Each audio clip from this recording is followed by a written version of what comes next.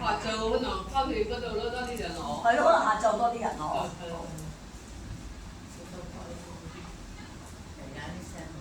好係啊，係嘛？好啦好啦，咁啊，好啦，我哋開始住先啦，好唔好啊？大家早晨啊，早晨，係啦，咁啊歡迎大家嚇，咁啊風雨不改啦嚇，好大雨啊今日啊，都多謝大家嚟到瓊宮樓呢邊啊嚇，係啦，咁咧就今日就開幾多月份嘅例會啊？今日開7月份，係啦，7月份嘅例會係啦，咁啊7月份啦，咁啊今日係7月幾多號啊？7月7號係啦，咁啊星期二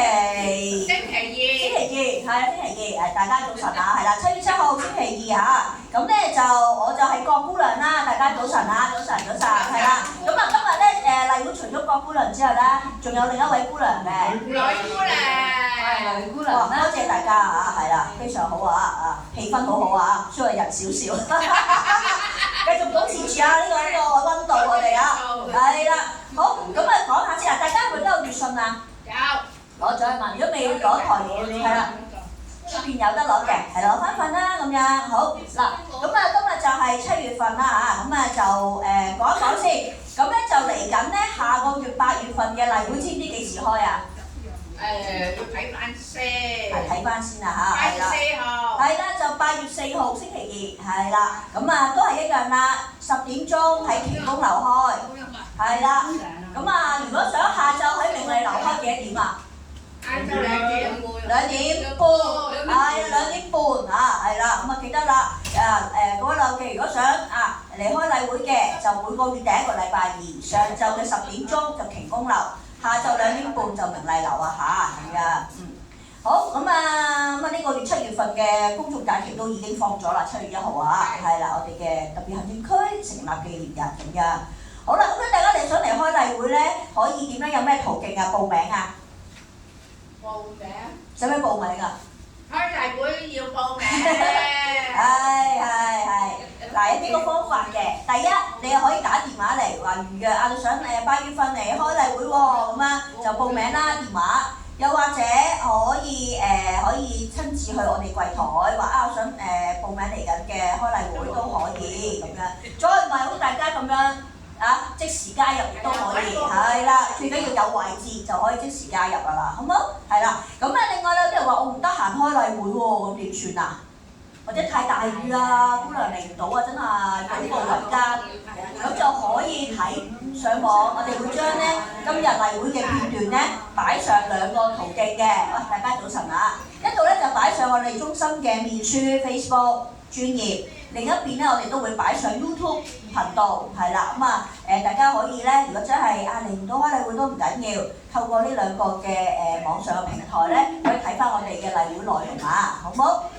好，非常好。咁例會完之後咧，我哋幾時開始可以報名啲活動㗎？第二日即星期幾啊？星期3。係啦。咁報到幾時咧？報到今個禮拜6，係大家都搶答好搶答成功，係啦，有獎品有掌聲，獎品係掌聲嘅，大家俾掌聲自己答得好好啊嚇，係啦，咁咧就大家留意記得啦，咁例會咧之後我哋先開始咧接受報名嘅，咁咧我哋例會禮拜2啦，咁所以接受報名嘅日期咧就係第2日禮拜3去到嗰個星期禮拜6，都係可以咧透過電話或者親身過去我哋中心咧就報名嘅嚇，係啦。咁咧，因為有時咧啲活動位置有限啦，咁如果真係太多人報名嘅活動咧，我哋就會進行抽籤嘅咁樣，好唔好？咁抽籤嘅結果咧，就之後相關嘅同事會聯絡翻大家，好唔好？清楚冇？清楚啦，好，繼續啦。我都係講第一版嘅啫嚇。下半部分咧就講呢個服務質素標準啦。大家知唔知咩嚟㗎？服務質素標準。服務質素標準。有冇聽過啊？唔記得咗，係啦，所以我哋成日提大家啦，非常好啊，係啦，溫故知新我哋啊。嗱，咁咧因為社署咧有資助我哋中心嘅，咁咁其實咧我哋所有啲社福嘅機構咧，都有啲服務嘅質素標準咧，都要去遵從啦，同埋去維持啊一啲嘅入邊一啲定落嚟嘅一啲嘅我哋叫做指引啊，一啲嘅規例啊，唔規例嘅指引咧咁講係啦。咁所以咧，我哋其實有16條服務質素標準咧要達標嘅，我哋係啦。咁啊，每一次我哋都會講2條嘅標準嘅，係咁。其實大家同大家日常有關啦，或者大家唔知道原來係我哋中心咧運作嘅時候咧係牽涉啲乜嘢嘅標準要達到咧，咁都同大家介紹下嘅。咁啊而家介紹就係標準7同埋標準8嘅。咁標準7咧就係財務管理。咁大家覺得我哋中心需唔需要有財務管理咧？點解中心有財務管理咧？即係報名個係啦，係我哋會收費噶嘛，答得好好啊！係啦，我哋會收費嘅，係啦，咁係大家嘅會費啦，早晨，大家嘅會費啦，大家嘅活動報名嘅費用啦，係啦，咁我哋都同埋大家譬如活動，我哋有開支有支出嘅買嘅物資啦，咁呢啲都牽涉一啲嘅費用嘅，係啦，咁我哋當然都有報價嘅一啲嘅程序啦、流程啦，我哋都要遵守嘅，係啦，咁所以呢度所講啊，中心咧係有機制説明咧財政資源嘅授權啦、批核啦，同埋監察財政表現嘅員工嘅責任同埋工作範圍。咁各職級嘅員工咧喺財政管理上嘅角色同埋職責咧，我哋都會有一個財務管理咧嘅一個指引入邊去跟循啦，同埋俾各職級嘅員工咧喺日常運作之中咧參考同埋遵守。係啦，咁大家知道下咯喎，我哋都有一啲既定嘅財務嘅一啲指引啊、程序流程，我哋要跟足㗎嚇，係啦。好，跟住標準8法律責任。咩叫法律責任啊？我哋中心係咪都要遵從一啲嘅法律責任啊？係啦，大家都要啦，係咪？為咗我哋中心啦。咁不過我哋咧，中心我哋機構嘅層面咧，就有一啲譬如真係啦，譬如僱員嘅條例啦，一啲嘅職安健嘅條例啦，係啦，咁啊最緊要有一啲國安法嘅條例啦，我哋都要遵從嘅，係啦。咁所以呢啲條例咧，都係我哋機構我哋中心入邊都會遵從嘅，好唔好？係啦，咁啊第一咁啊認識咗2個標準咯喎，標準7財務管理同埋標準8嘅法律責任啦，好唔好？咁啊下個月再會介紹另外2條標準嘅嚇。好啦，咁啊提一提大家啦，咁啊如果大家對於中心有啲意見想表達嘅，有啲想讚我哋啦，有啲有可能想啲意見我哋改善啦，咁可以點樣做啊？意見先。如果大家有意見，可以點樣做？當面提我。同埋有個意見先啊嘛，有個意見箱係咪啊？喺邊個意見箱係擺喺邊度㗎？喺邊度？明麗樓又有個詢問處，係啦，喺瓊宮樓呢邊又有嘅。係啦，咁有幾個途徑啦，大家可以譬如即係入意見箱啦。咁我就建議大家咧，如果真係見到同事嘅當面同我哋講啦，可以即係我哋起碼直接可以交流到，知道你想有啲咩意見啊，你想同我哋講翻，即係可能清楚少少，具體少少啦。咁如果讚我哋更加好啦，當面讚我哋係咪？係啦，好嘅讚多啲啦，有啲未必做得咁好嘅就提我哋多多改善啦，好唔好啊？咁另外我哋都有啲譬如呢啲月會啦，大家都可以提出一啲意見啦。另外我哋都有啲長者諮詢委員會由各位老友記咧做一啲代表嘅。咁我哋咧定期會開會，咁大家都會喺個長諮會入邊咧俾翻啲意見我哋。係啦，咁都係嗰句啦，讚又會有啦，咁一啲改善嘅地方都會提我哋。咁所以咧，或者有啲議程我哋都會喺入邊講嘅，同大家傾下有冇啲中心嘅運作流程可以更加順暢，或者更加幫到大家咧，咁都喺呢個長諮會入邊去討論嘅，由大家發聲，我哋一齊去傾出嚟嘅。咁所以意見嘅表達有好多唔同嘅途徑，係咪啊？係咪啊？係啦，講到有意見箱啦，當面同我哋講啦，或者一啲月會嗰度反映啦，同埋我哋有個長諮會嘅，得唔得？咁人哋問你，哇！你哋如果有意見想同中心講點講㗎？唔知喎，唔知，大家都知嘅，知唔知啊？有唔同嘅途徑俾大家選擇嘅，好唔好？好。OK，咁OK，我去下一版咯，好唔好？好，多翻啲人咯喎，係多謝大家咁大雨都過嚟多謝大家。好，繼續講啦。講下咧，今個月7月份嘅長者嘅資訊係啲乜嘢咧？咁樣嗱，見到好大隻牙仔關於牙科嘅，係啦，關於牙科嘅係啦，第3頁係啦，牙科。咁呢個就係衛生署嘅社區牙科支援計劃大家有冇聽過呢個牙科計劃有冇參加咗啊？幾年前參加。幾年前參加咗啊！關愛隊嗰個。咁啊唔同嘅，嗱咁啊介紹下呢一個啦嚇，呢個係今年推出嘅。咁呢個咧就係咧嗱呢度講啦，踏入60歲啦，咁啊牙齒嘅健康咧重唔重要啊？重要。係啦，其實踏入60歲咧，牙齒健康都好緊要㗎啦，係啦。咁啊不過年紀大咗咧，更加要護住我哋啲牙係啦。咁所以咧，政府就推出咗呢個社區牙科支援計劃。俾一啲咧合資格嘅低收入長者咧，提供一啲牙科嘅診療服務，係啦，記得喎，係一個合資格低收入嘅長者提供呢個牙科診療。係你好，我參加咗啦。哦，恭喜你，係啦，科樓嗰度有得醫。係啦啊，非常好啊！有呢個記參加過㗎啦嚇，係啦，就係就近我哋長波樓都有一個提供呢個計劃嘅一個服務機構都有嘅嚇，係啦。咁樣就係啦，咁所以咧而家就有啲人參加咗啦，有啲人未參加，所以都介紹下呢個計劃，大家知多啲好唔好啊？好，咁啊繼續講啦。咁有啲咩條件要符合先可以申請呢個社區牙科支援計劃咧？要啲咩資格啊？哇！呢度一欄喎，哇！有4000幾蚊嗰個有資格。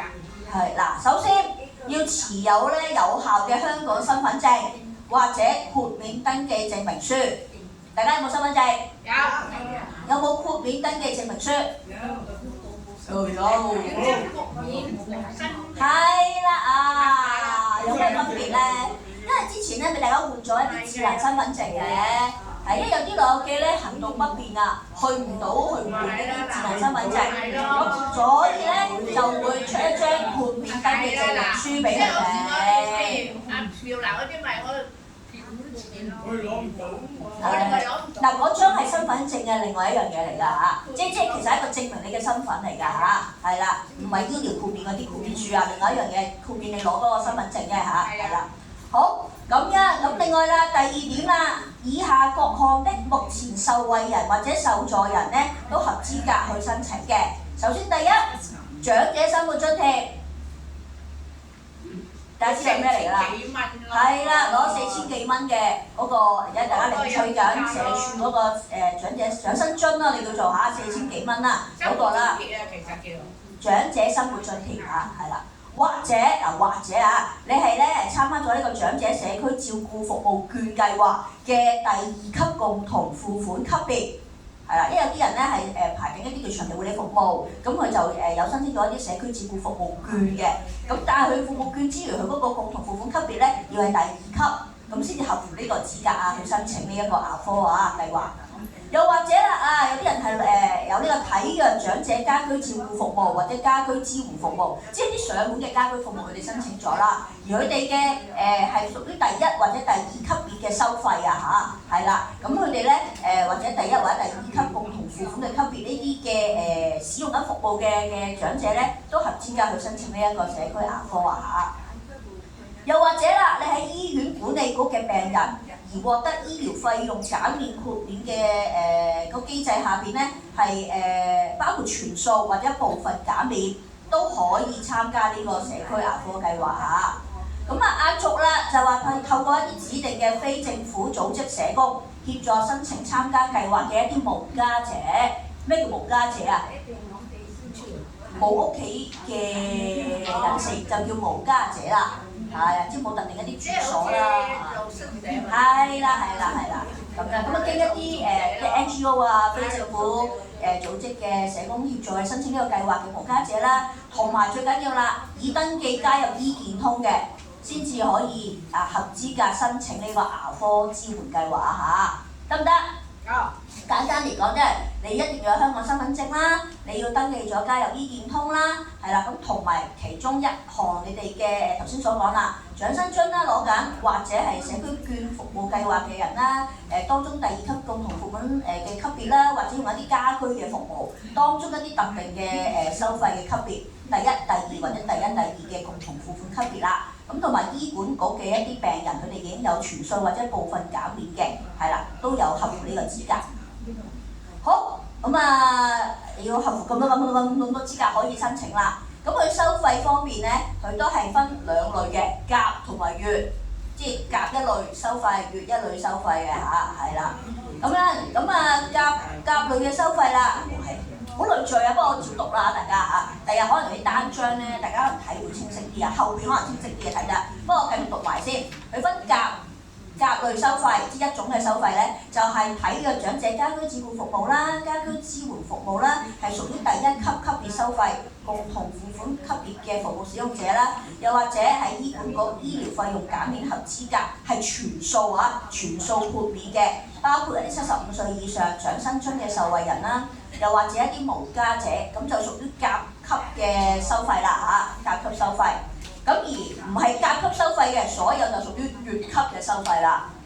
咁咩叫甲，咩叫乙啊？又見下一版啦喎，我哋係啦，呢一版睇唔睇到大家？係啦，下一版第4版啊。嗱，咁總之咧，佢左手邊嗰啲咧就叫做行政共付額嗰邊咧就類別甲，右手邊嘅咧嗰行咧直行睇啊，就係乙嘅收費啦嚇。係啦，咁佢呢個計劃係包啲乜嘢咧？嗱，佢有啲時限嘅，唔係無限次俾你申請，無限次俾你用嘅。佢呢度講啦，每180日啦，180日知幾多個月啊？1個月係30日，半年啦，係啦，半年。每半年咧，如果你參加呢個計劃咧，就可以資助啲乜嘢嘅範圍咧？咁樣，咁但係都要經佢哋嘅牙科醫生評估咗先可以即係使用呢個資助服務啊。譬如啦，口腔檢查、X 光檢查、牙痛喎，緩解牙齒疼痛嘅藥物啊，如果需要嘅話，咁咧每半年咧就可以咧就有呢個如果甲級嘅話咧就全數有啲行政費由政府全數資助，乙級嘅話咧就免費嘅嚇，乙級就免費嘅。咁另外啦，補牙或者拔牙咧佢都有嘅。咁甲類別咧又係行政費由政府全數資助啦。如果乙級嘅類別嘅收費咧就50蚊咧剝一隻牙，50蚊剝一隻牙或者補一隻牙。咁但係佢最多咧可以咧補牙同或者剝牙有幾多隻啊？係咪成副牙你可以剝晒啊？係啦，唔係啊嚇，佢每半年咧限剝你3隻或者補3隻啊，即係剝同埋補加埋3隻啦。你睇呢啲情況啦，你睇自己情況啦嚇，係啦，咁所以啦，記得啦，唔係成副牙任你剝啊，任你補㗎嚇，佢係限總共係三個嘅配額啊嚇，同埋要俾50蚊一隻牙仔啊，50蚊一隻牙。咁啊，不過如果你甲級就唔係收費啊，乙級就要嘅。好，跟住啦，移除牙橋同埋移除牙冠，係啦。唔好問我咩叫牙橋牙冠啦，呢個大家要再了解下啦。呢個係我都唔知，我好似我頭先諗住揾下啲資料關於啲假牙啊嗰啲嘅，好似係。咁啊，大家有興趣就了解多啲嘅，係咯，再問下啲牙科醫生啦嚇呢個。咁總之啦，移除牙橋，甲級唔使收費啦，但係乙級咧就100蚊一條牙橋。移除牙冠嘅話咧，就50蚊一個牙冠啦嚇。如果乙級收費嘅話，甲級都係行政費由政府全數資助啦嚇，係啦。咁啊，所以基本嚟講見到有啦口腔檢查啦、X 光檢查啦、緩解牙齒疼痛嘅藥物啦嚇，如果需要嘅話，補牙、剝牙啦、移除牙橋同埋移除牙冠咧，都係資助服務範圍以內嘅嚇，係啦。好啦，咁頭先嗰啲咧係每半年嘅一啲限嘅一啲嘅資助嘅服務範圍啦。每一年佢又有一個每365日喎，佢係計啊，就可以咧另外有洗牙同埋一啲叫做根管治療喎，即係係啊，大家要了解下咩叫根管治療啊嚇。嗱，洗牙嘅話每一年咧可以咧，如果甲級收費咧就行政費由政府全數資助，就唔使俾錢嘅洗牙。但係如果你係乙級收費嘅話咧，就50蚊洗一次牙。抵唔抵啊？50蚊洗一次啊！梗係抵啦！出邊幾多錢啊？私家600幾啊！係啊，私家都600幾啊，真係。咪睇你副牙有幾複雜喎，複雜啲又可能收貴啲嘅喎，係咪？係啦，咁所以啦，咁啊呢度嚟講，因為有資助啦，咁所以就50蚊一次啦。咁第1年一次嘅咯，佢啊50蚊。咁另外仲有根管治療啦，咁就話50蚊咧就係一隻牙，所以我唔知道咩叫根管治療啦。咁你可能再了解多少少啦嚇。咁甲級又係唔使俾錢啦，乙級就要50蚊一隻牙嚇，係啦。好啦，咁另外啦，有啲人好關心啦，有冇雙假牙咧嘅一啲嘅資助咧咁樣。咁佢呢度講啦，每5年以上即係5年申請完，你要隔5年先可以再申請啦嚇，係啦，就係呢個雙配一啲活動假牙。活動假牙係啦，咁話同時咧雙配上及上顎同埋下下顎嘅活動假牙咧，視為兩副假牙嚇，係啦，即係上面嗰排就有一副假牙，下邊一副嗰副咧就又係一副假牙，所以每個人咧咁樣計就有兩副假牙噶咯喎。但係佢唔係資助晒你㗎嚇。總之每5年以上甲級嘅類別嘅人士咧，每副活動嘅假牙咧就要俾500蚊一副啊，即係上邊為之一副，下邊為之一副，係啦。咁如果你淨換上邊嗰副咧，就上邊係500啦。如果下邊嗰邊一副咧，就下邊500。咁如果2副換晒就1000㗎喎嚇。呢個就甲級嘅類別嘅收費啊。如果你係乙級嘅話咧，一副假牙咧，即係上邊或者下邊咧，就1000蚊一副啊嚇，1000蚊一副，所以嗰個價錢有啲唔同㗎嚇，係啦。咁啊不過出邊假牙都貴啊，我都知道係啊。萬幾啊？萬幾蚊一副啊，真係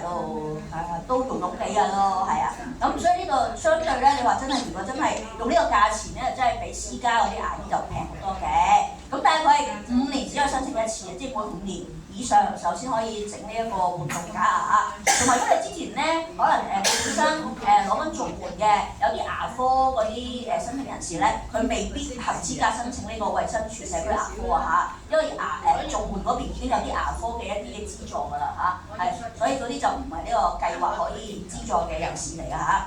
咁另外提一提啦，頭先嗰啲咧話要俾錢嗰啲咧，長者可使用長者醫療券繳付相關嘅費用，即係如果你有醫療券嘅，就可以咧頭先所講嘅費用咧，可以喺醫療券嗰度扣啦。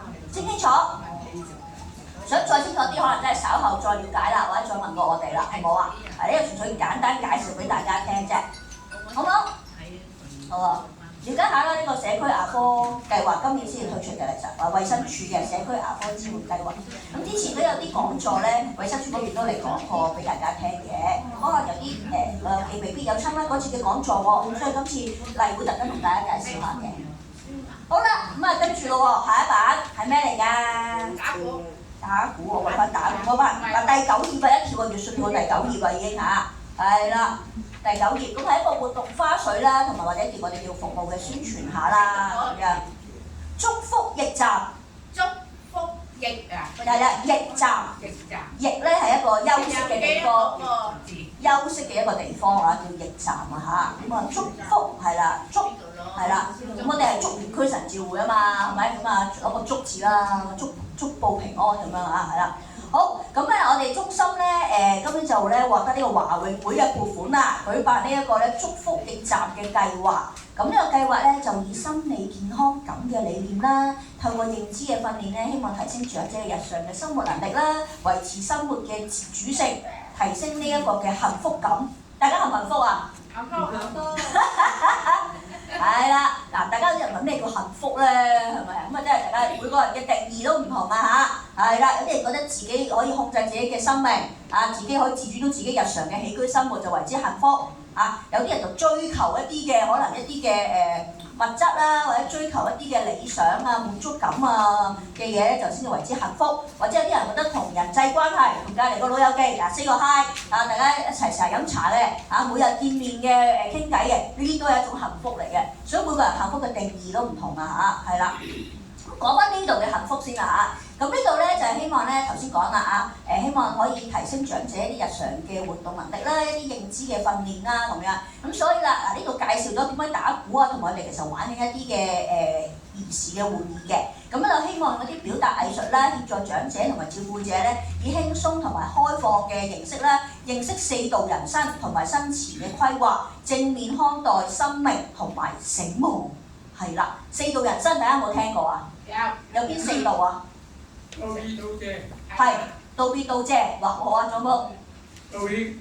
道歉。道愛。道愛，哇！俾掌聲大家，哇！4度人生大家都講咗啦，好清楚啦，證明我哋嘅推廣都係有效嘅，係咪啊？大家都食啊，都有聽過啦，起碼係啦。咁啊，道別啦、道謝啦、道歉啦，同埋道愛，係啦。咁啊就係4度人生。咁希望透過呢4度人生咧，大家可以增加大家對於大家人生嘅一啲嘅可能一啲嘅同人之間嘅一啲或者同自己一啲嘅反思啦，同埋一啲嘅生前嘅規劃啦，咁啊點樣睇我哋嘅生命咧，都係一個好好嘅一個，好似一個點講啊，一個形式啦，或者一個嘅理念啦，我哋去了解翻自己嘅人生嚇。好啦，咁我哋之前咧舉行過啲咩活動咧？首先頭兩張相打非洲鼓。係啦，咁咧跟住參加咧都係一啲我哋可能叫做一啲嘅認知比較弱啲嘅老友記啦，咁啊希望我哋透過一啲嘅我哋請嗰個非洲鼓嘅導師翻嚟教大家一齊打非洲鼓嘅。咁非洲鼓當中牽涉好多嘅手眼協調啦、節奏感啦、聆聽啦、專注力啦，咁所以都係一個幾好嘅訓練同埋一個活動，都幾開心啊！一齊玩咁樣，係啦。咁另外啦，就係下邊嗰兩張圖咧，其實有啲朦啊，黑白嚟講，彩色就好啲嘅。咁咧就會有啲玩，以前唔知大家有冇玩過一啲叫做嗰啲叫咩啊？係咪拋豆袋嗰啲叫咩啊？細個嗰時有。係啦。畫紙。係啦，畫紙，係啦。豆袋畫。係啦，畫紙，係啦，睇下你一手咧揦到幾多個豆袋仔啦啊，好勁啊！係啦，咁啊另外就玩一啲挑竹籤，係啦，挑竹籤，係啦，有玩過。咁我哋希望咧有一啲嘅好似有少少嘅懷念嘅一啲嘅兒時嘅玩意啦，咁啊可以即係大家感受翻兒時嘅樂趣啦，同埋帶到而家我哋係點樣面對我哋嘅日常嘅生活啊、生命啊，我哋一啲正面嘅態度咧，咁樣透過一啲活動咧，咁就繼續推廣嘅。咁未完嘅我哋呢個計劃繼續會有嘅嚇，咁啊純粹我哋介紹下我哋今年開始開展呢一個祝福影集嘅計劃嘅，好冇？好。大家想唔想參加？好。好。留意下啦，支持下啦。好，咁跟住啦，一條咧畫面一條跳咗去邊啊？後邊嗰版啦，第10頁啦，粵信嚟講下。大家加入晒我哋 WhatsApp 嘅社群未啊 ？WhatsApp，大家有冇智能電話？有智能電話就歡迎大家加入啦。因為之前咧，我哋咧就係用嗰個叫做我哋嘅群組啊，廣播群組。係啦，咁但係因為咧佢開始咧 WhatsApp 咧有啲限制啊，我哋唔可以一次過咧傳咁多個信息俾咁多老友記啊，係啊，咁啊佢限制咗我哋啊，咁咧所以為咗希望我哋嘅信息更加大家都收到咧，我哋喺6月開始咧已經咧改用呢一個嘅社群模式嚟發放中心嘅信息嘅，係啦，社群模式，咁所以啦，咁啊大家呢個月嘅月訊咧，大家就會喺嗰個社群嗰度咧收到啦，就唔係個別嗰個廣播信息睇到啦，係啦，係咪啊？大家有冇收過？如果有咩困難咧，可以去翻詢問處問翻我同事協助大家啊！因為其實咧係有個二維碼嘅，大家咧可以用 WhatsApp 嗰個相機咧去掃描嗰個二維碼嗱，睇到啊，有會員嘅社群同埋有護老者嘅社群，咁睇下大家啦。如果大家係會員，淨係會員嘅啫，咁咪掃描會員嗰個咯，加入嗰個社群得㗎啦，跟住撳下一步就係加入社群。咁如果你話你係照顧緊另一位老人家嘅，或者另一個老伴嘅，咁啊你屬於護老者嘅，係啦，咁你就可以加入我哋護老者嘅社群啊，咁樣係啦，咁啊照顧咁有啲後生啲照顧緊可能爸爸媽媽或者另外嗰啲親戚朋友都係長者嚟嘅，60歲以上咧都可以登記做我哋護老者嘅嚇，咁啊就可以加入我哋護老者社群啦。好，咁就呢度冇問題啊。呢都講得好清楚，即係加入社群喎，原來係啦。咁逢親，如果我哋有啲新嘅信息俾大家咧，咁大家喺嗰個 WhatsApp 嘅社群入邊咧，佢都會彈一個好似有啲 number 咁啊有個信息你哋未睇嘅，係啦。咁我哋或者查看社群都會撳到入去睇嘅，好唔好？咁啊呢啲電話嘅一啲嘅需要再了解，真係唔清楚嘅，可以點樣啊？問翻我哋，係啦，去翻詢問處，好唔好？係啦，一有個噏咧，大家可能得個概念嘅啫，好唔好？係啦，好啦，咁啊跟住咧，我哋就下一版啦。係，好，我使唔使飲啖水？我哋飲啖水啦。講一講水，我哋瓊宮樓咧同明麗樓都有水㗎嚇，大家有杯仔啊，有樽仔咧，可以出邊我哋詢問處咧又可以。即係斟少少水飲，因為而家天時暑熱啦，又或者有時即係喉嚨不適吸得冷氣多咧，都可以咧斟啲水飲下，希望大家可以舒服啲，好冇？所以呢個服務都係新加我哋係嘛？呢個飲水呢個服務啊，係安排係啦。好，咁啊交翻俾阿女姑娘啦，以下時間。好，等我同大家講下中心嘅設施同埋服務啦。咁我哋中心咧就有呢個輪椅租借啦，大家有冇借過嚟用下？冇，有需要嘅人都可以借嘅。咁我哋服務嘅對象咧係邊啲咧？就係中心嘅會員啦，或者護老者咧都可以租借嘅。咁個費用咧就係45蚊一個月啦，或者你唔租咁耐嘅，1個禮拜都得嘅，咁就15蚊一個禮拜啦。又或者你係綜援戶或者即日歸還嘅話咧，咁都係免費嘅。咁同埋我哋可以延期續租1次嘅。係啦，咁另外我哋咧中心仲有啲咩玩咧？我哋會有摩尼橋啦，平時你都有打開係咪啊？上晝下晝都會有啦。咁費用咧都係全免嘅，對象都係中心會員啦。咁我哋有2個時段㗎喎，大家記唔記得咩時段可以租借咧10點至11點係啦，11點至12點。係啦，咁下晝咧就係2點到3點，或者3點到4點啦。咁就可以嚟到中心嗰度登記啦，咁先到先得嘅，係啦。咁但係如果譬如有時有啲天雨關係都會暫停嘅，係啦。咁另外仲有健身單車啦，同埋腳踏車啦，同埋拉繩都係免費可以俾會員玩嘅。咁就時段就係由上晝9點半至到下晝4點鐘啦。咁每 part 咧限時都係30分鐘啦。咁就係又係嚟到 counter 嗰度就同我哋登記先到先得啦。好，咁到我哋26至27年嘅續會安排啦，大家都應該續晒會啦，係咪啊？係咯，係啦。咁我哋逢星期1至5咧都可以嚟續會嘅，咁公眾假期就除外啦。咁上晝9點半至12點，或者下晝2點到3點半咧，都可以嚟我哋明麗樓嗰度續會嘅。咁如果譬如有啲朋友仔仲未續會，就可以提佢哋啦。咁續會要帶啲咩咧？記唔記得21蚊。係啦，咁就要帶埋個會員證啦，21蚊啦。咁就要親自嚟我哋個明麗樓嗰度續會啦，就唔可以話朋友幫佢續會，咁就唔得嘅。咁另外我哋係啦，頭先都有講啦，我哋因為而家天氣熱啦，咁我哋中心都好好啦，安排咗有水俾大家可以飲用啦。咁我哋冷氣都會長期開放嘅，有時可能哇出邊行到好熱啊，咁又可以入下嚟睇下電視，坐下唞下涼都得嘅。咁另外我哋中心咧仲有呢個 Facebook 專頁啦，大家有冇開嚟睇過啊？都有啊，咁我哋都會有時會定期發放，譬如我哋完會啦，咁講完我哋都會有個錄影可以擺翻上去，可以睇翻嘅，係啦。咁下底有個 QR code 啦，大家有興趣可以掃一掃去睇一睇嘅。好，嚟到大家最關心㗎啦，就係每月嘅活動啦。好啊，首先講講呢個身心健康嘅服務啦，有呢個大笑日常啊。咁就喺呢個7月13號星期一，咁就有呢個外間義工帶領嘅，咁就上晝11點到11點9啦，喺瓊宮樓嘅。咁另外咧就仲有7月23號星期四，我哋就中心義工帶領嘅，時間都係上晝11點到11點9啦。咁地點就喺明麗樓嘅。咁有興趣嘅人士就可以報名啦。咁名額就有15位啦。咁費用都係全免嘅。咁我哋嘅內容咧都係透過中心同埋外間義工帶領我哋一齊笑啦，同埋開心咁樣迎接呢一日啦。大家都有玩過，係咪啊？係，都幾開心嘅。有興趣可以報名啦。呢個係活動編號1啊。好，活動編號2啊，剪髮服務2啊。咁日期就係7月14號星期2，上晝嘅9點半到11點半。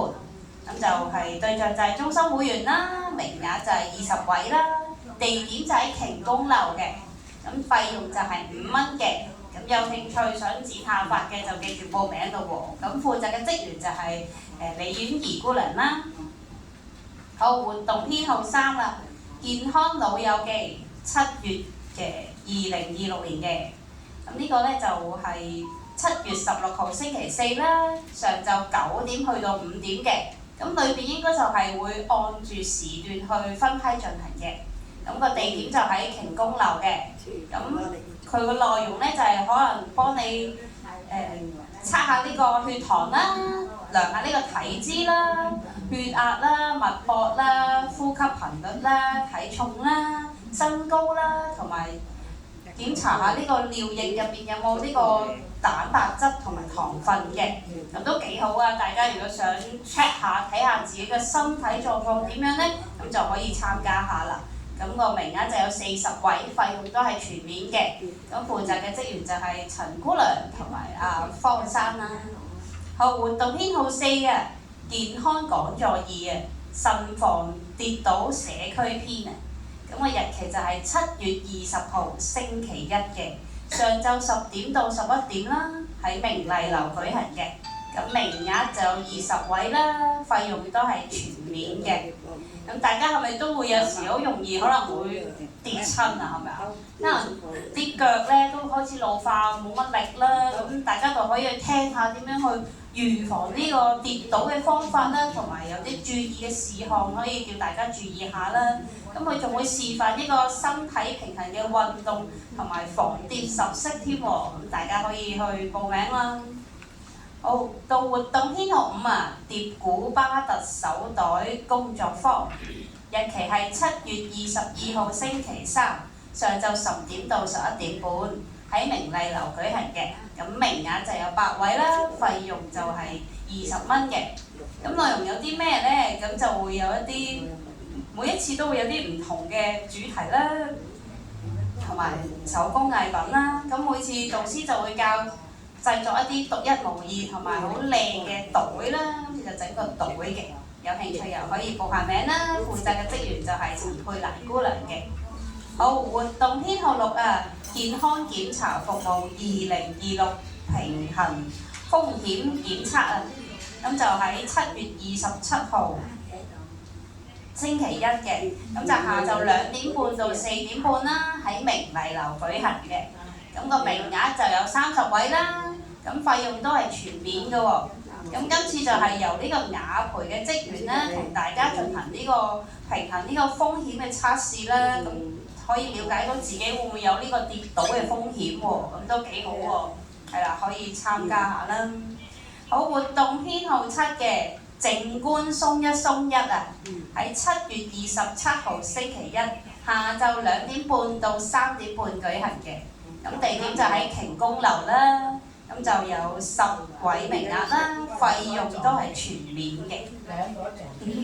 咁咧佢就係通過一個靜觀啦，咁就令到大家可以專注啲呢個人，咁就可以容易啲接納到一切啦，同埋呢個感受下外在嘅感受啦，同埋減少成日諗嘢，可能諗得太多嘢啊，或者有啲判斷嘅能力啦。咁從而就可以減輕呢個焦慮同壓力嘅，可以放鬆一下啦。好，活動編號8啊，喜樂園3之活出愛轉出愛啊！咁負責嘅職員就係陳佩蘭姑娘啦。咁日期就係8月11號星期2，上晝10點到11點喺瓊宮樓舉行嘅。咁名額有20位啦，費用都係全免嘅。咁個內容有啲咩呢？就係同啲長者喺一個好歡樂嘅氣氛當中啦，咁愉快咁樣一齊去玩呢個手工陀螺啊！有冇玩過啊？大家細個有冇做過？係啊，好耐冇玩過嗬。咁就要去試下，再重拾呢個童年嘅回憶啦。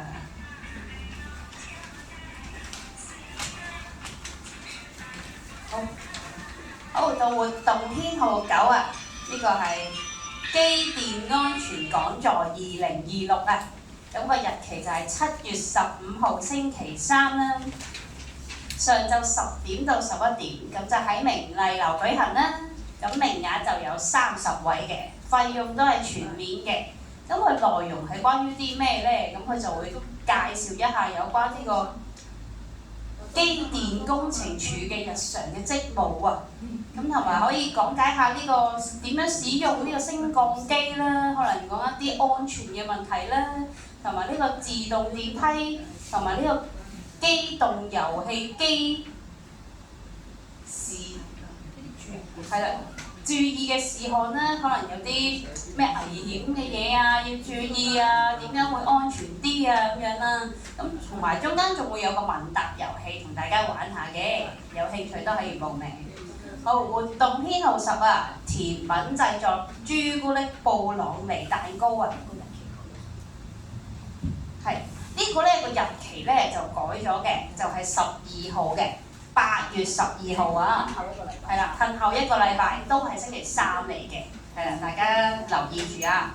咁就喺上晝10點到12點啦，咁就喺明麗樓課室舉行嘅，名額就係8位啦，費用就係25蚊啦，咁就可以學到呢個透過呢個朱古力布朗尼蛋糕嘅製作技巧啊。平時有冇人中意食下啲甜品咁啊？咁就可以去學下咯喎，係啦，咁又可以充實下啦，又發揮你嘅興趣啦。咁但係記得喎，要自備口罩同埋食物盒喎，因為可能整完之後要裝翻個蛋糕翻去自己慢慢品嘗啦。好，活動編號11，自我探索之旅男人幫啊，4月至8月嘅。呢個日期就係7月7日嘅星期2，係啦，下午咧就係3點半至4點半啊，明麗樓舉行，係啦，咁對象就係所有中心嘅男會員啦，係啦，名額就15位啦，費用都係全免嘅，係啦，咁就透過呢個活動發揮唔同中心男會員嘅潛能啦，同埋特別嘅技能啦，有興趣都可以去報名啊，男會員啊！好，活動編號12，舞台粵劇欣賞《白蛇傳》喎，係啊，講情嘅呢個係，有冇聽過《白蛇傳》啊？白蛇傳有冇聽過？應該都有聽過下係咪啊？係啊，都幾出名，係。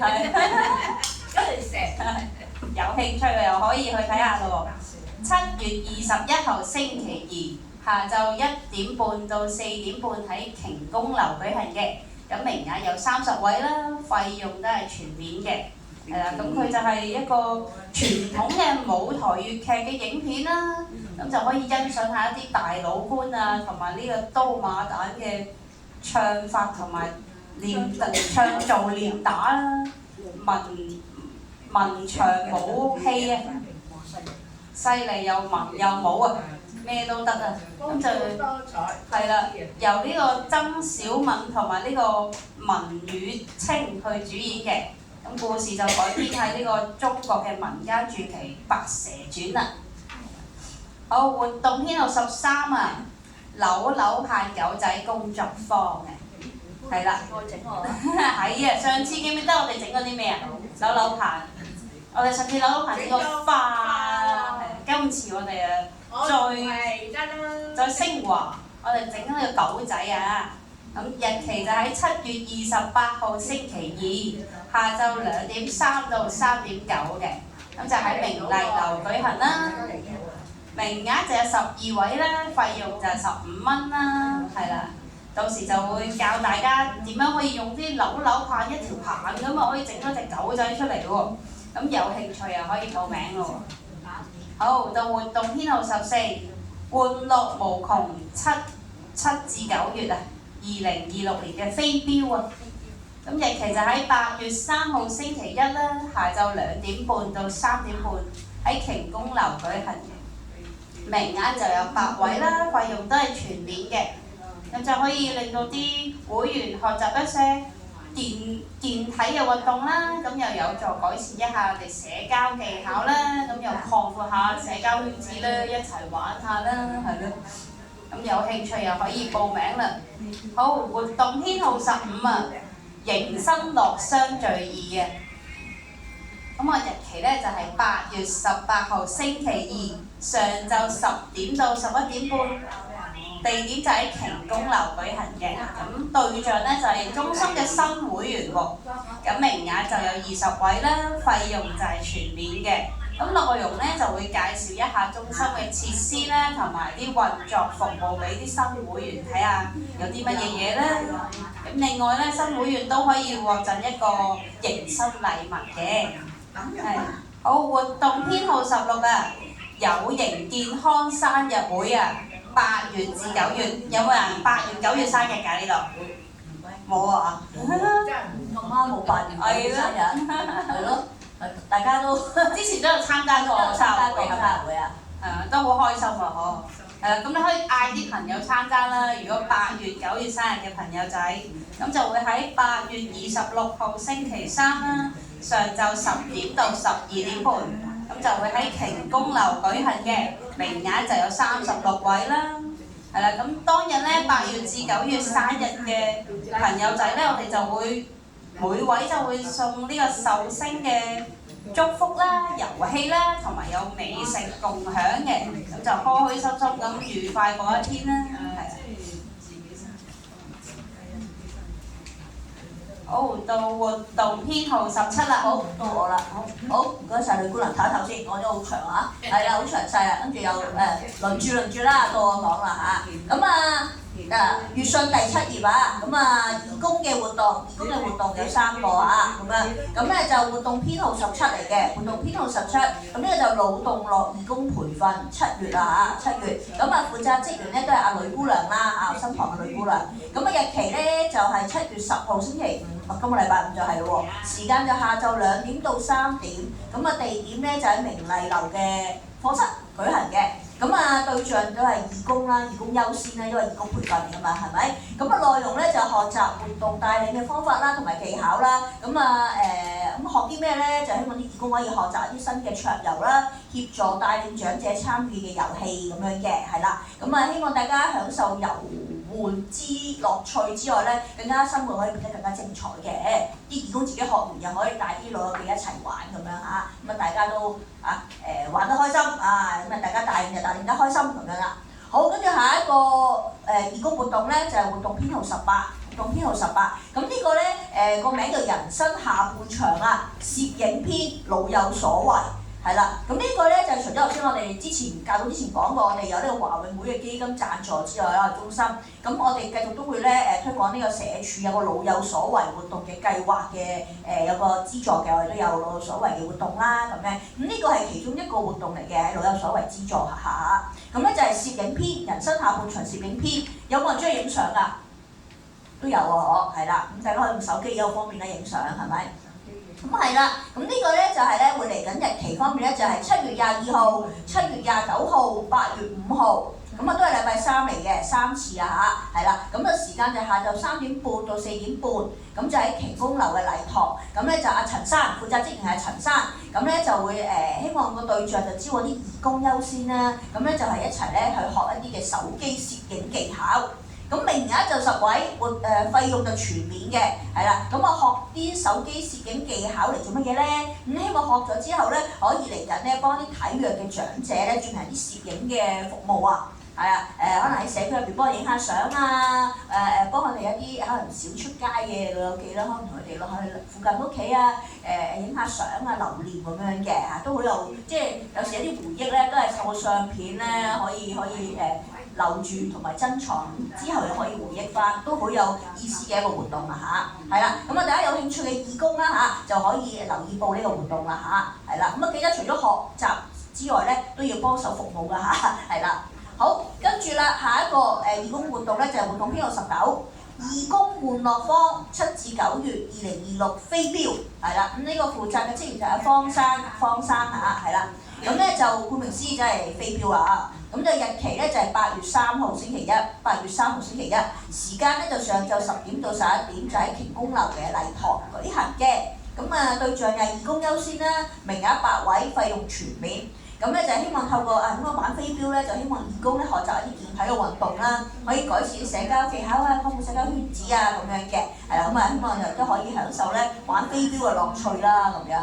咁啊有興趣嘅義工想學玩飛鏢嘅，咁就可以參加呢個活動啦嚇，係啦。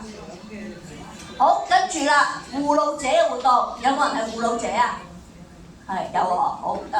提一提咧，我哋會錄影啊，即係有啲手機咧嗰啲，盡量可以較靜音啊，或者可能就如果真係聽電話就可以出去聽，好唔好啊？如果唔係錄音錄埋大家講電話就唔好介意啊，大家係啦，啲講一講先好唔好？係啦。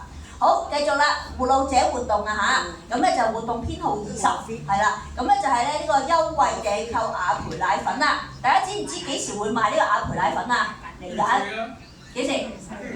星期四係啊，就係今個禮拜4啊嚇，最快就係7月9號啊，呢個禮拜4咧，同埋8月6號嗰個禮拜4都會賣呢個雅培家營素護奶粉嘅。咁啊時間咧就下晝2點半到4點鐘，地點就係明麗樓嘅接待處對出嗰個位啦，電視嗰個位啦嚇，咁啊負責職員就係方生，咁啊對象都係護老者優先啦嚇，係啦，護老者優先啦，咁名額就35位嘅，咁就呢個活動就同美國雅培製藥有限公司合辦嘅，所以就唔係我哋賣，係雅培派人過嚟賣嘅，係啦，知唔知啊？係啦，咁啊所以大家就可以留意翻啦嚇，如果想買奶粉。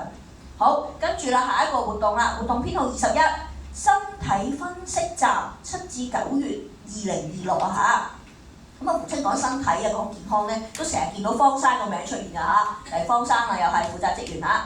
好啦，咁呢個咧就係7月15號、22號、29號3個星期三其中一節嘅啫。即係如果你哋報名呢個身體分析站呢個活動咧，就唔使出現晒3日嘅，就出現其中一節就得㗎啦嚇，其中1日咁就得㗎啦。咁啊時間就係下晝2點3去到4點3。咁啊係地點就喺瓊宮樓嘅健體閣。大家有冇去過呢度瓊宮樓嘅健體閣啊？有冇嚟過？係啦，就係嗰邊啦。2間細房，其中1間入邊有啲儀器啊、器材啦，見到㗎啦。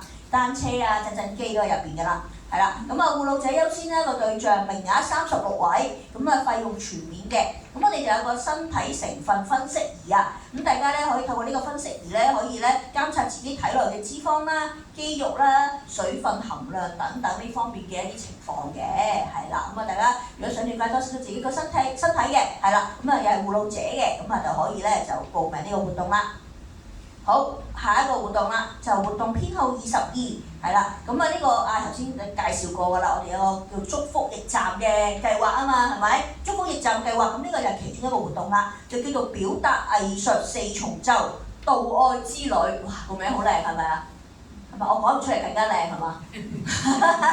係啦，咁咧佢有係啦，咁佢有2場嘅，咁第1場嘅日期咧就係7月21號星期2。或者第2場7月28號星期2，係啦，2場係你哋是但參加1場都可以嘅嚇。咁啊時間咧就上晝10點去到中午12點嘅，地點就明麗樓嘅課室。咁名額咧就每場係各自都係15位咁樣，費用全免嘅。咁啊對象都係護老者會員優先啦咁樣。咁呢個活動咧點解費用全免咧？就因為又係頭先講啦，華永會咧係有贊助嘅咁嘅計劃係啦。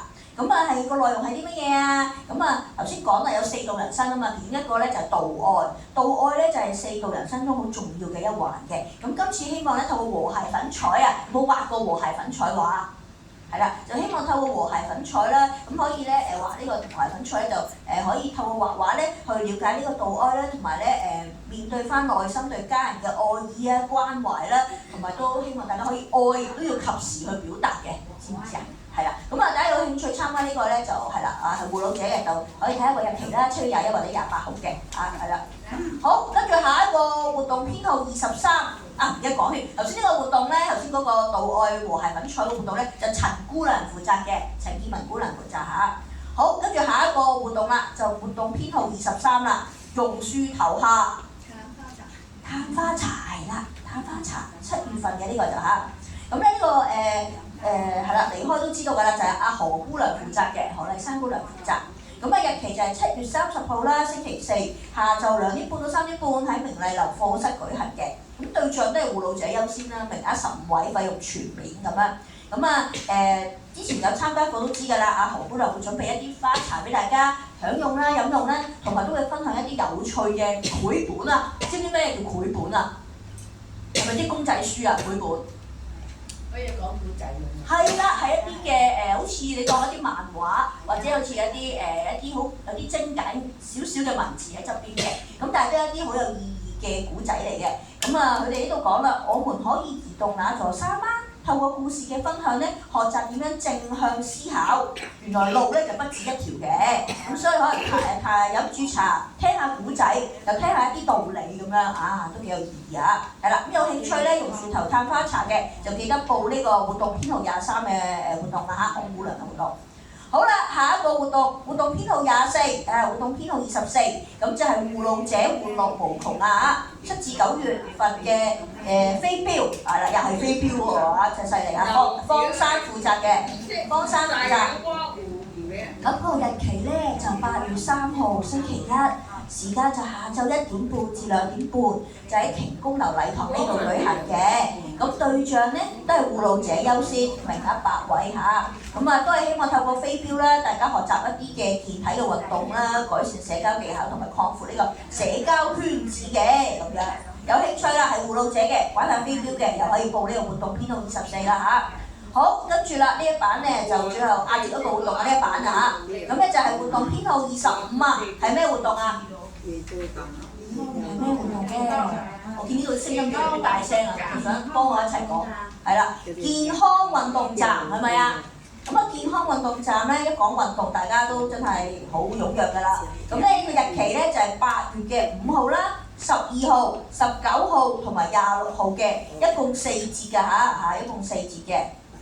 咁啊，放心4節咧，佢嘅時間就下晝2點3到4點3，不過就唔係話全時間留喺度嘅，大家放心嚇。阿方生會幫大家安排啲時段嘅。咁因為係關於啲乜嘢咧？呢個就係咧一啲嘅震動治療機啊，唔知我所講震機啦嚇，喺我哋嘅田宮樓健體閣咧擺咗喺度嘅，就希望大家咧可以連續4星期，每次咧用10分鐘呢個治療，就可以提升呢一個骨質密度，減緩嗰個關節嘅壓力，增加血液循環啊！大家有冇用過嗰個震震機啊？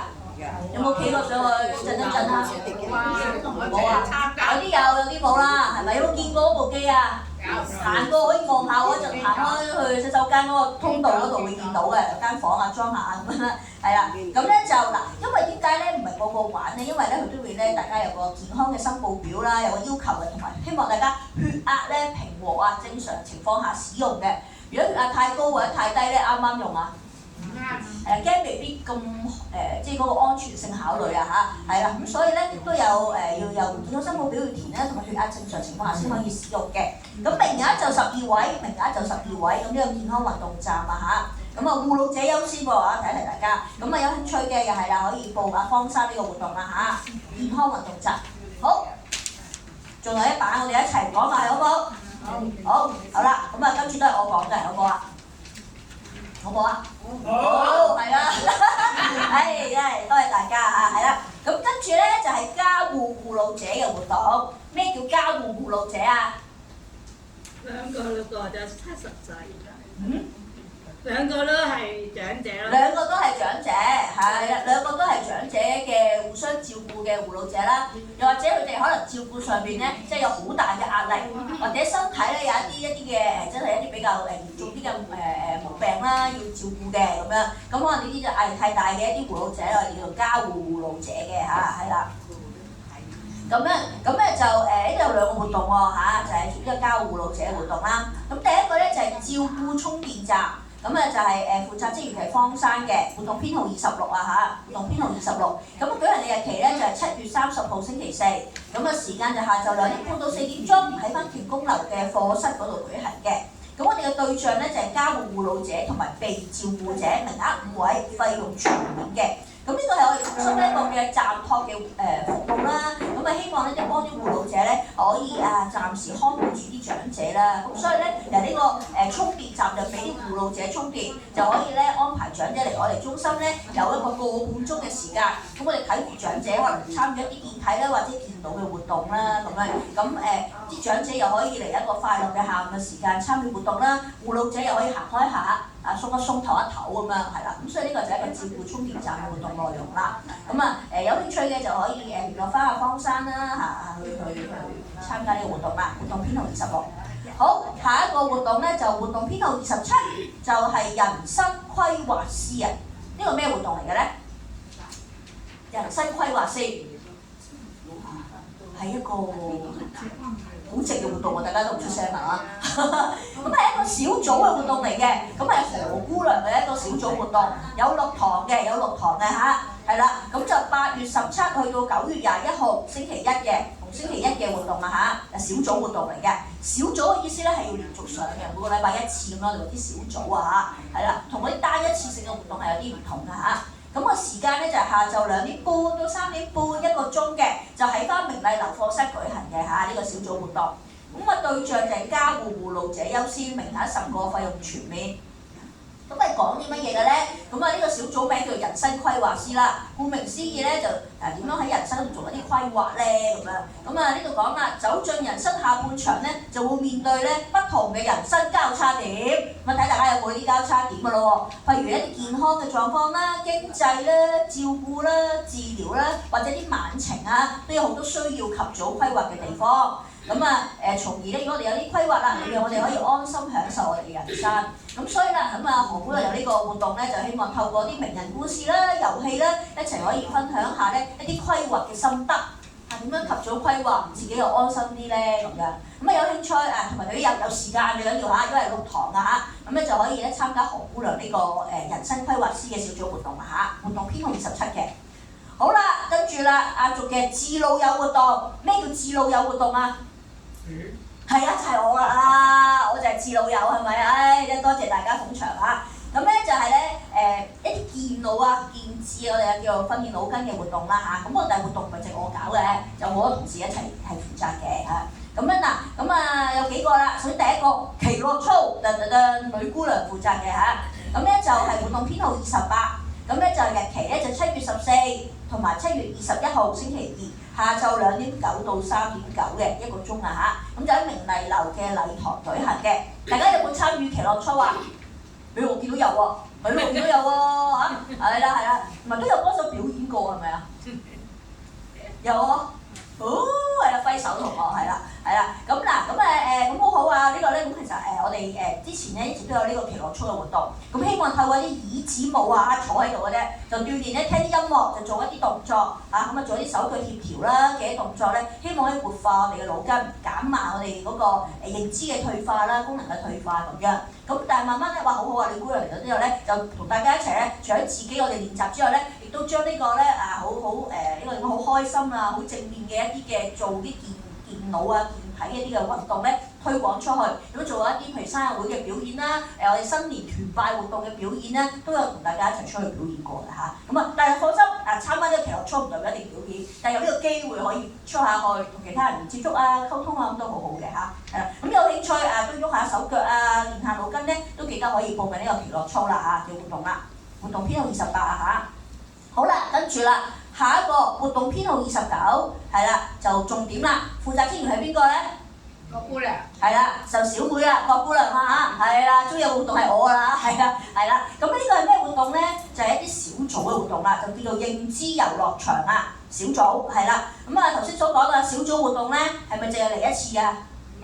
唔係嘅，今次係啦，呢個咧就係嚟4次嘅，就係一個小組嘅活動啊嚇。咁佢嘅對象咧就俾可能真係俾一啲啦，認知比較弱啲嘅老友記啦，一啲嘅初期依障礙症嘅老友記啦，或者一啲認知能力退化初期有啲退化嘅老友記咧就參加嘅。咁個日期咧就係7月15號、22號、29號同埋8月5號，逢星期3嘅上晝10點半至11點半舉行嘅。咁啊，舉行地點咧就喺呢度啦，庭風樓禮堂舉行嘅。咁啊，名額8位嘅，咁啊費用全免啦。咁呢個認知遊樂場個名啦，都係顧名思義咧，我哋會有一啲遊戲去玩啦。咁希望咧刺激翻、提升翻參加者一啲嘅記憶啊、社交啊各方面嘅呢啲嘅能力嘅咁樣係啦。咁啊，有興趣就記得要報名啦，或者可以同我聯絡翻，好唔好？好，跟住啦，下一個活動編號30。腦動樂健腦訓練係啦，負責職員係邊個啊？女姑娘。係啦，女姑娘啦係啦，好多喎女姑娘啊，係啦，咁就係日期就係7月15同埋7月22號星期3，時間就下晝2點半到3點半，就喺明麗樓嘅課室舉行嘅。咁今次對象就可以中心會員啦嚇，我哋中心普通會員都可以參加啦。咁名額15位，費用全免嘅。咁咧。咩叫腦動樂咧？就係訓練腦筋，就透過啲桌上嘅遊戲啊。咩叫桌上遊戲啊？桌上遊戲有冇玩過咩桌上遊戲啊？有。米蘭牌桌上遊戲啦。做咩桌上遊戲你估啦？係啦，蜘蛛入扣啦，係啦。有好多嘅唔同嘅遊戲，咁記得有興趣就可以嚟玩下啦嚇！我都想知道有咩桌上遊戲嘅啫，係啦，咁樣就咁話大家有興趣嘅玩一啲桌上一啲叫 block game 一啲遊戲咧，就可以參加女姑娘呢個活動啦嚇，訓練下腦筋。好啦，跟住啦，下一個活動編號31 WhatsApp 基本運用負責職員咧都係女姑娘啦。咁WhatsApp 大家有冇用過啊？有。咁有啲老友記咧，可能咧始終都可能對於啲 WhatsApp 嘅一啲嘅功能掌握未必咁清楚。咁所以今次呢個叫基本嘅運用基本嘅啫嚇，基本點樣開 WhatsApp 啦，點樣一啲 send 嘅一啲信息俾人哋啦，咁點樣接收撳啲信息嚟睇啦，係啦，咁呢個都係會一個基本嘅操作咧，女姑娘都會教大家嘅。咁日期就係7月24號星期5啦，時間下晝2點3去到3點3，咁舉行嘅地點就係明麗樓嘅課室。咁對象就係中心會員，名額10位，費用全免，係啦。總之大家用 WhatsApp 嗰時有啲煩惱啊，唔識用啊，咁就特別一啲啦，對手機基本操作咧有啲困難嘅老友記咧就可以參加呢個基本嘅運用啊嚇 ，WhatsApp 係啦。好，咁跟住下一個啦，活動編號32，認知加油站。認知加油站咧就係阿方生負責嘅，方生負責。咁咧個日期就係7月27，星期一，咁就時間就上晝10點到11點半，喺北屏風流禮台呢度舉行嘅。咁對象咧都係一啲早期認知能力比較啲退化嘅老友記啦，或者啲初期認知障礙症嘅長者咧。咁我哋亦都係好似類似一啲又係一啲日託咁樣嘅一個形式啦。咁希望咧可以啲老友記嚟呢度中心參加啲認知嘅活動。嗰個半鐘，咁咧就我哋佢哋嘅護老者又可以又鬆一鬆啦。咁同埋都介紹下嘅，我哋今次認知加油站咧，其實都近呢2個月開始咧，都有一啲嘅義工協助啊，係啦，有啲認知嘅大使咧，去協助翻啲老友記咧一齊參加呢個活動嘅。咁所以都好好嘅。如果有啲即係新老友記，佢哋認知比較弱啲嘅，想參加下我哋呢個加油站咧，都可以聯絡翻方生啦嚇，或者係記得可以留名報名啦，好冇？好，咁咧就跟住咧就嗱活動消息去到呢度啦，跟住有個天氣嘅消息喎，係咪交俾天氣小姐女姑娘啊？天氣小姐。係啦，哇！近排係咪好多颱風，好多雨水啊？係咪啊？跟住突然間又會停嘅喎，係咪好多嘢都？咁我就同大家講下呢個颱風及暴雨嘅安排啦。咁又考下大家咯喎。咁我問下大家咯喎，1號風球中心開唔開㗎？開。活動開唔開啊？開，係啊。咁3號風球中心開唔開咧？開。中心係開嘅。咁但係個活動點樣啊？活動係要暫停㗎咯喎，係咪啊？因為都擔心大家會安全嘅問題啦，因為話晒都3號風球。咁但係咧，中心咧都仍然會開放嘅，即係譬如想入嚟避下雨啊、太大雨啊，亦都可以坐下喺度睇下電視都仲得嘅。但係其他嗰啲活動咧，我哋就會暫停㗎啦。但係有冇得拍卡咧？拍卡咧都有嘅，係啦，都照可以落嚟拍卡嘅。不過當然啦，安全為先啦，係咪？如果真係你哋個風向口對住你門口嘅，雖然3個風球而家都好犀利啊，有時啲風啊、雨啊咁樣，太危險咧，都唔建議大家特登嚟拍卡，知唔知啊？喺安全情況下先好嚟拍卡，好唔好？係啦，好咁啊，繼續啦。好，咁8號風球又點啊？開唔開啊？完全唔開啦，係咪啊？如果我哋中心開咗門，突然間天文台話嚟緊2個鐘會掛8號，咁點樣啊？天文台話嚟緊，如果話2個鐘頭內會掛8號，大家有活動緊嘅，咁點樣啊？應該都唔會活動緊嘅，應該都係3號。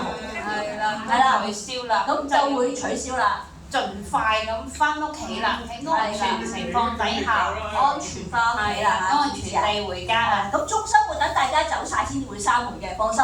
係啦，會突然間話拉閘咁樣唔會嘅，放心。係咁等大家慢慢安全離開晒啦，我哋職員都分批離開嘅，好冇？好。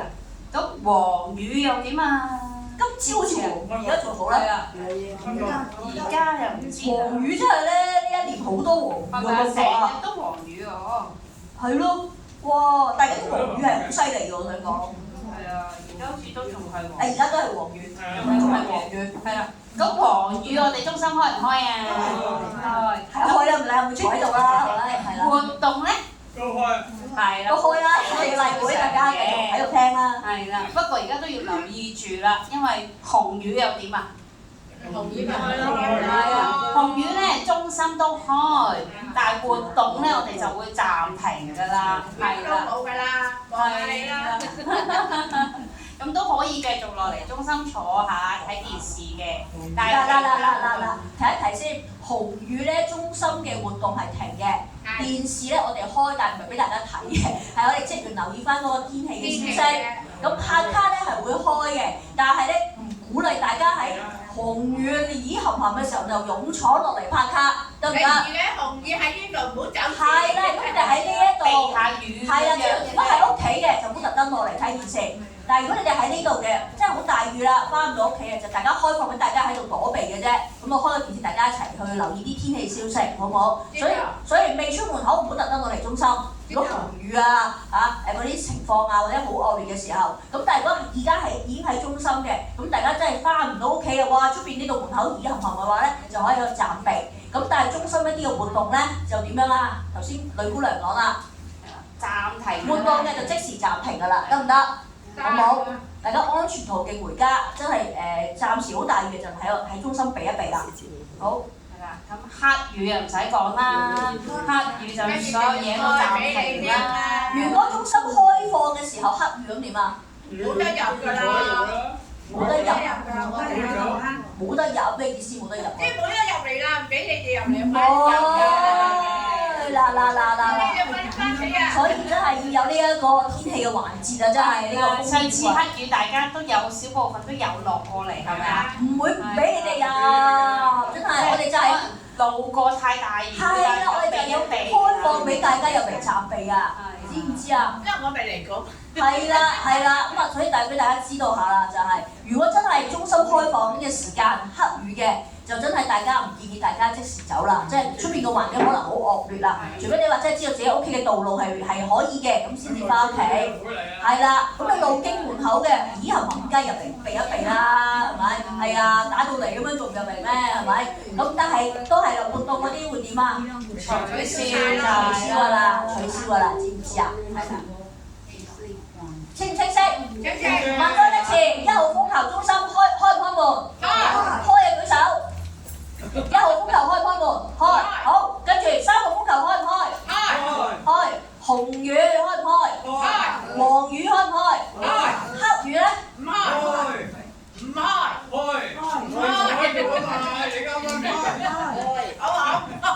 嗱，大家好好啊，其實可以係啱，可以唔啱。頭先都漏咗未講嘅，如果中心係未開放嘅時間，話8號或者黑雨，中心就唔會開嘅。你哋都唔翻唔到。係啦，會翻唔到嚟啦。但係如果中心開放咗嘅時間，8號風球，我哋就分批離開。黑雨嘅，大家就唔好離開啦，就留喺呢個最安全嘅環境啦，暫時都係咪？係啦，跟住啦，嗱，開放嘅時間大家知道啦喎，未開嘅就真係唔會開啦嚇，開咗嘅就視乎情況啦，8號就分批，黑雨咧就真係大家留喺度唔好走啦。咁另外咧，活動嗰啲1號風球計唔計做活動？3號風球咧3號活動，3號即時停啦，係咪？係啦，8號咧8號更加唔活動更加唔會啦，黃雨咧？黃雨繼續活動，紅雨咧？唔開活動。係啦，紅雨就停㗎啦，係啦，跟住黑雨啦，直情開個活動。係活動就唔開，但係黃紅黑咧，如果中心開放咗都會繼續開嘅，得唔得？因為俾大家一個安全嘅地方可以暫避啦嚇。咁另外提一提啦，有條活動咧，大家留意下啲時間啦。如果係上晝嘅活動，我通常話睇幾多點？幾多點係咪仲係紅雨或者3號風球咧？睇幾多點啊？如果上晝12點前就可以知道係嘛？定12點後啊？唔記得咗啦。仲有冇其他答案2個鐘頭。好啲，佢哋11點去會嗰好啦，提一提啦，係啦，最緊要就職員通知啦。另外睇之後上晝嘅活動，睇朝頭早7點鐘。下晝嘅活動就睇晏晝12點，睇下係咪仲係紅雨啊、3號或以上嘅一啲嘅風暴消息啦，知唔知啊？係啊，啲信號啦。咁最緊要上晝嘅活動咧就睇7點鐘，下晝活動就睇12點。有疑問嘅點樣做啊？打電話過嚟。嚟唔嚟好咧？我報咗名喎，咁啊天氣咁樣。打電話過嚟咯。係啦，就問翻我哋中心職員啦，好唔好？打電話嚟問啦，啊好唔好？係啦，清唔清楚？有冇問題？冇問題，而家冇問題。暫時冇問題係咪？好啦，咁啊，女姑娘，我哋個時間差唔多咯，係咪啊？開心嘅時間特別快啊！好啦，多謝大家，咁啊參加今日嘅例會啦，下一個月8月4號再見啦，好唔好啊？8月4號下一個月嘅例會啦，多謝大家，咁啊慢慢行下，仲係黃雨記得攞遮啊嚇！好，慢慢行。係啦，咁啊要報活動啊，聽日開始報啦嚇，記得。報到今個禮拜6啊嚇。係啊，排